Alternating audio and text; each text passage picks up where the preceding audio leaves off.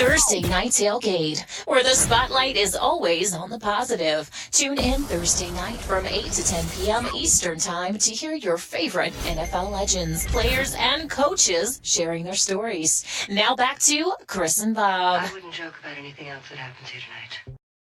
All right, now back with us and making his 10th appearance on Thursday Night Tailgate is former Saints and 49ers and Panthers, oh, by the way, defensive back and a member of our 2016 Guest Hall of Fame class, Toi Cook. You know, if you look all the way back to when Toi first joined us on the show, March 1st, 2012, episode 24, Bob, was the first time Toi came on the show, and here we are 6+ years later and on episode 315 tonight. So you can see, you know, the span of time that Toi has been a gracious guest on the show and certainly one of our favorites. Let me remind everybody a little bit about Toi's background. He's from Chicago, but he's a West Coast guy, having attended high school out in Van Nuys, California. Played his college ball at Stanford, where he was a two-sport star. He was a member of the College World Series Championship team in 1987. Also a 3-year starter at defensive back, playing for John Elway's father, Jack Elway, from 84 to 86. Drafted by the Minnesota Twins in the 38th round in 87, but chose to play football instead. He was an 8th-round draft pick by the New Orleans Saints that same year and played in the league from 87 to 97, like I mentioned, for the Saints, 49ers, and Panthers. He was a member of the 49ers Super Bowl championship team in 1994, and I'm sure second to being in our Hall of Fame, he was inducted into Stanford's Hall of Fame in 2014. And on top of being a great athlete, Toi is just a fantastic guy and very special to both Bob and I, and we're honored that he is back with us again tonight here on Thursday Night Tailgate. Hey, Toi, Chris, and Bob, thanks for coming back on the show. Welcome back, Toi.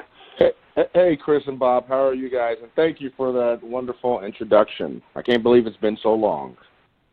Indeed.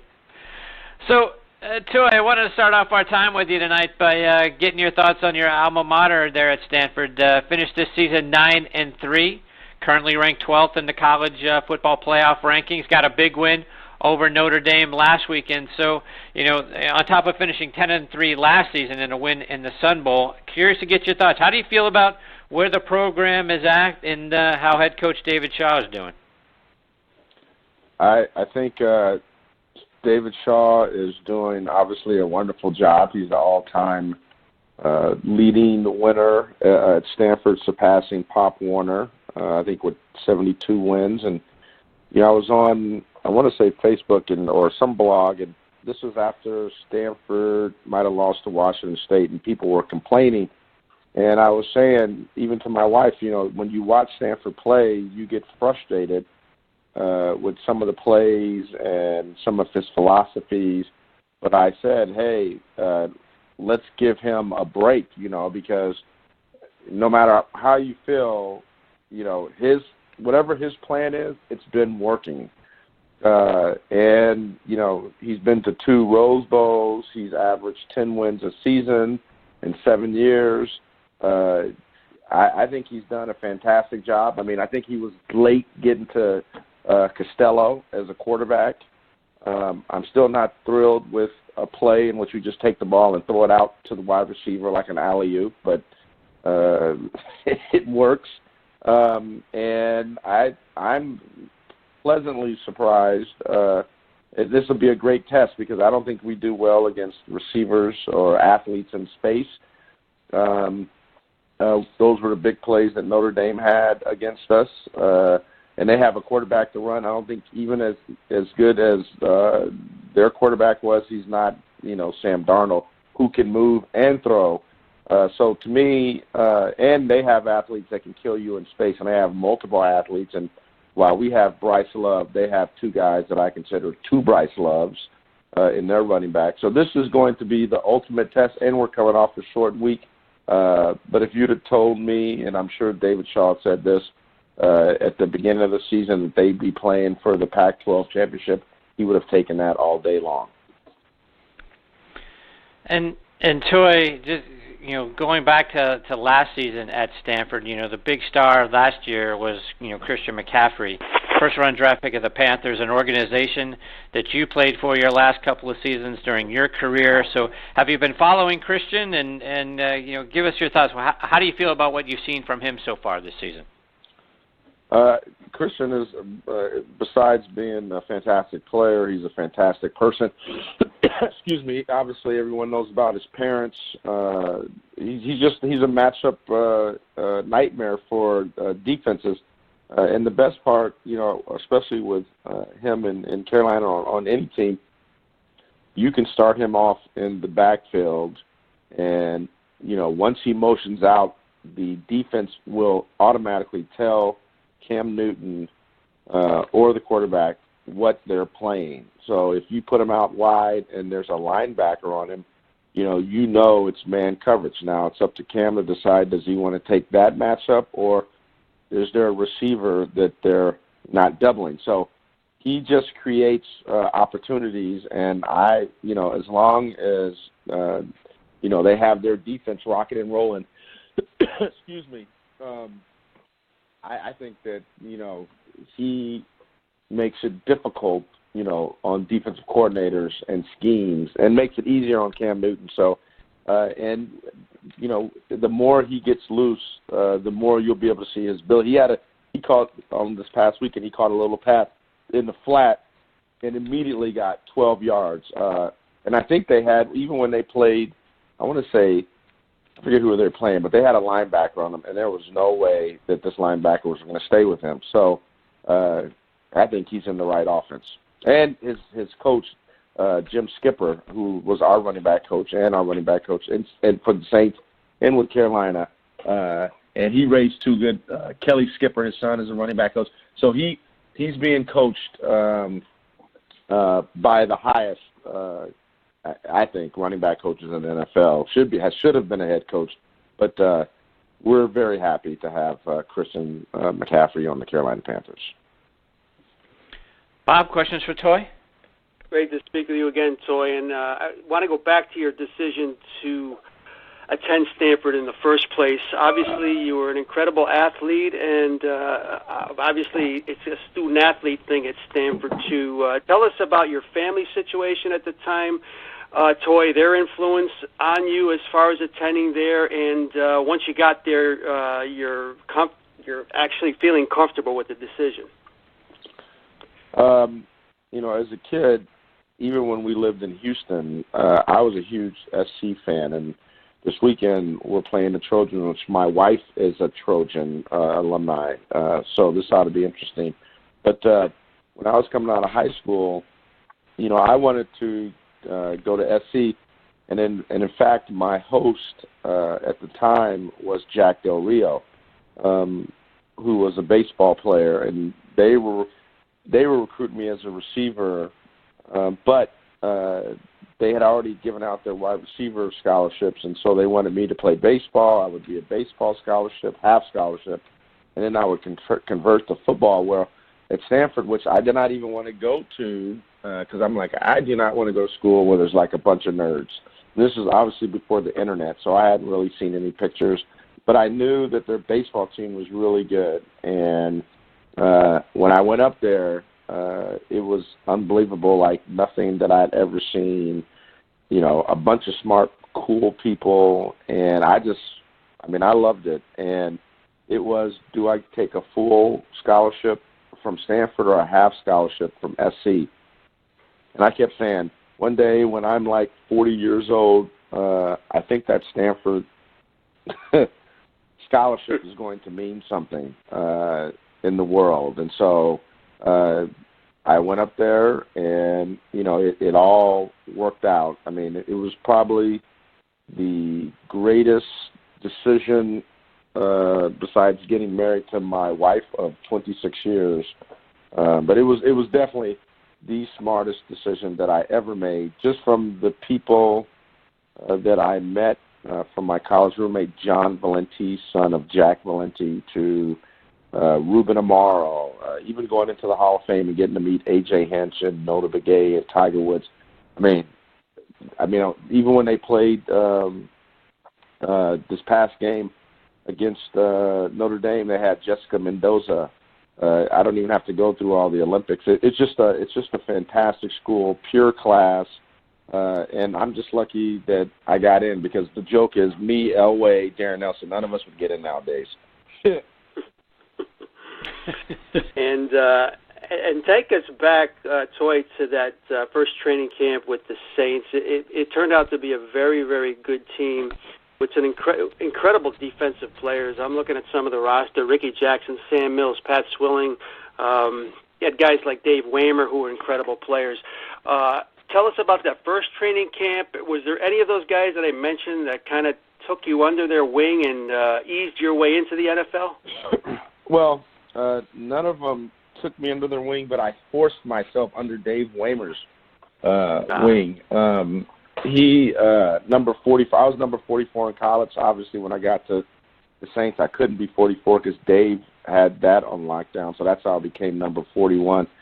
But I remember my first training camp going back to stretch, and Dave was all the way in the back and to the far right if you're looking at stretching. And I went back and got next to him, and he's like, "What are you doing? What are you doing, Rickey? You can't be back here." And I'm like, "You got 10 years. I'm going to get 10 years, so I'm going to be next to you all the time." Right?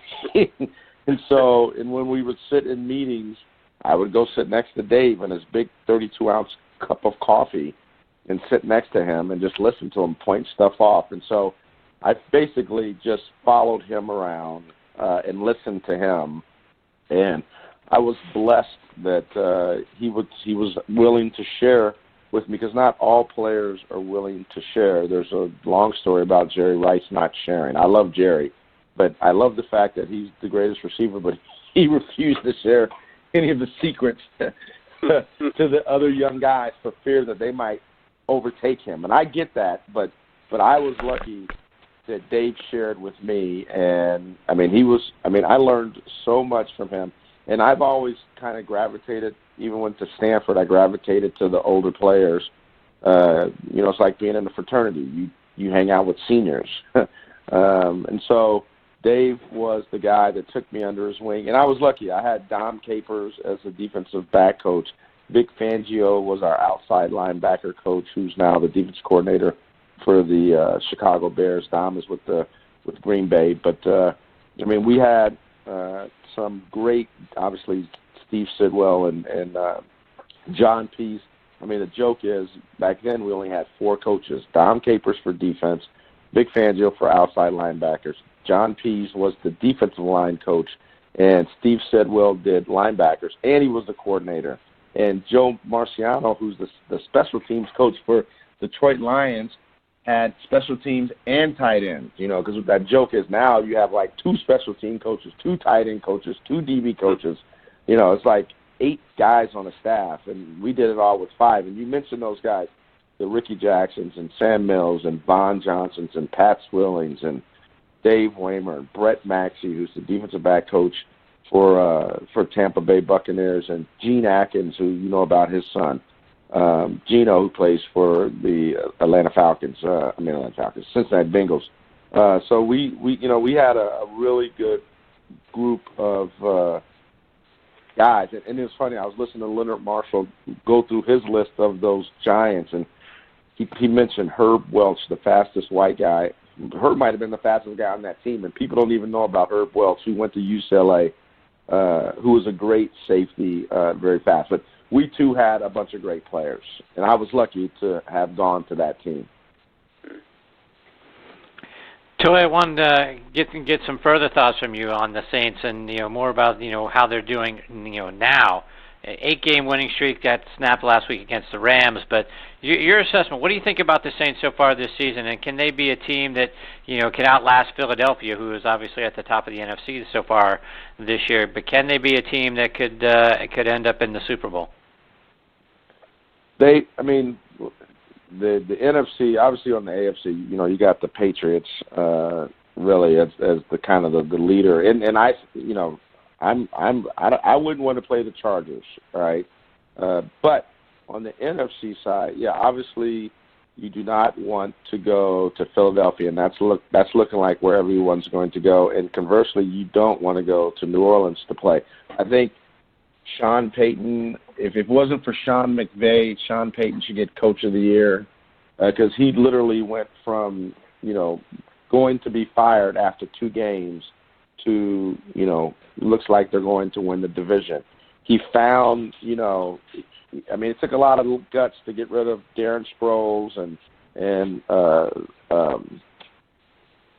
the other great running back to go with this Kamara kid from Tennessee, and he gave up Brandon Cooks, and that defense looked absolutely horrifyingly terrible, and they've turned it around. I think that it's anybody, the Rams, the Saints, Panthers are no joke. You never know what Atlanta team you're going to get, so it's all going to be about who stays healthy. And I think against playing with the Rams, the Saints were missing 2 corners, and so I don't think we really saw, what the Saints are capable of. So it's going to come down to which team obviously is the most healthy. And right now I would probably go Eagles 1, Rams 2, Saints 3 are the teams that I think are going to go the furthest in the playoffs. So let's go to the opposite side of that coin, Toi, and the other team that you played for with the 49ers. 1-10 so far this year. Only the Browns are worse. So Jimmy Garoppolo is going to get his first start of the season this weekend. How long do you think it's going to take? What's the reclamation project that Kyle Shanahan and John Lynch, have to do? How long do you think it's going to take for the 49ers to become relevant again? I believe they could be relevant as soon as next year, and that's the beauty of the NFL. I mean, look at the Rams last year. Look at the Rams this year. Every year there's a worse to first team in the NFL. Unfortunately, the Browns have been mired, and I'm a big Hugh Jackson fan, and I hope that he can withstand this onslaught and continue to coach. And I feel comfortable with the coaching staff, with Shanahan, with John Lynch. I just got to believe that, give them one more year, give John Lynch another draft. Obviously, Garoppolo knows what it takes to win, and him being around Tom Brady for all those years, I'd kind of liken it to the same as Aaron Rodgers being around Brett Favre. Garoppolo's a winner. He won in college. He's obviously very, very good. And we saw what Shanahan did with Kirk Cousins actually not Kirk Cousins, but in Atlanta, how well that offense did. So I think, if they can get the pieces, it's a fantastic franchise. They are in a tough division, as all teams are, but there's no question in my mind. I'm going to bet on John Lynch. Now, once again, the Rams are not going away, and Seattle's not going away, and, obviously the Cardinals are there too. But look for I like Carlos Hyde. I like their defense. I like the corners that they have. They just need to start making plays. And so give Garoppolo the rest of the season, the off season, and I think, once again, I'm going to bet on my Stanford connection, John Lynch, to turn it around. Bob, one more for Toi before we let him go?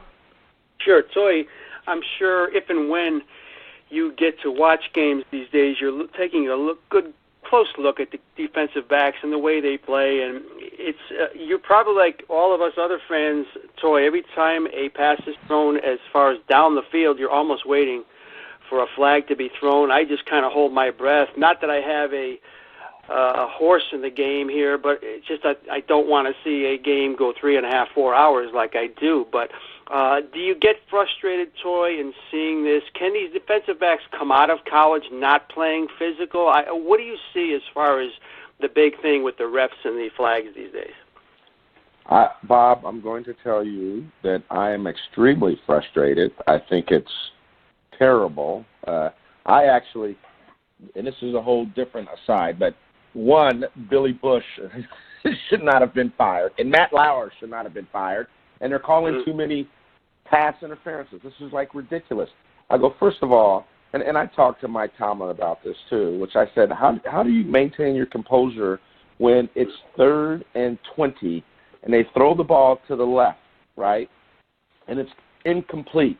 But wait a minute, there's a flag on the right side of the field, and it's it's illegal hands to the face, 5 yards, automatic first down. How do we go from 3rd and 20 to automatic first down?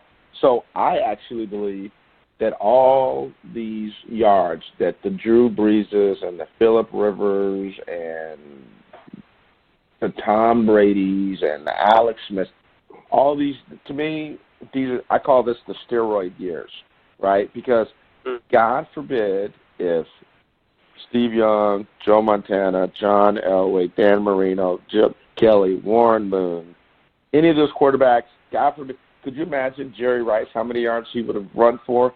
How many?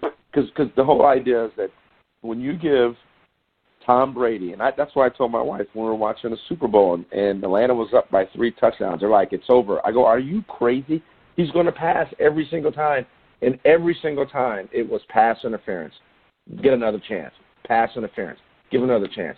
Well, it's like giving Tiger Woods mulligans, right? If you allow Tom Brady a second chance, we used to get mad when you dropped a pick against Joe Montana, you're not getting another shot.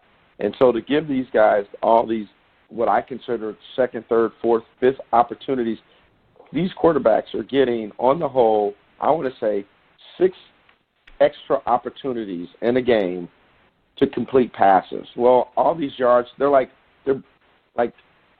first of all, Barry Bonds should be in the Hall of Fame. Roger Clemens should be in the Hall of Fame. It's ridiculous to even try to take that position about what they did.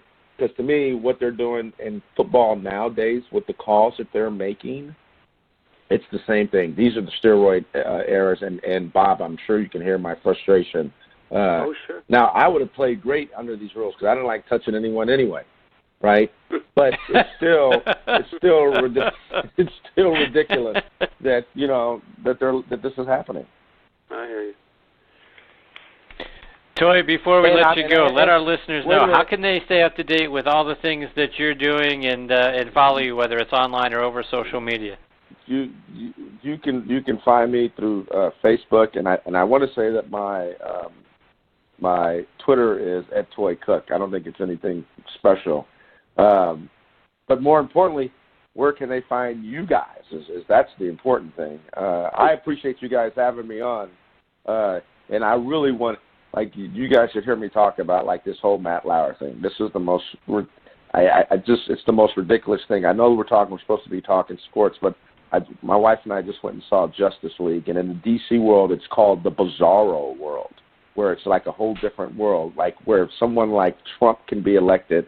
Matt Lauer can be fired. Billy Bush can be fired for engaging in the conversation with the guy that we elected that has 20 women saying that he molested them. But that's okay. But God forbid all these other guys. And everybody from time. I go, in 1957, if you look like me, you couldn't even vote. You couldn't even vote.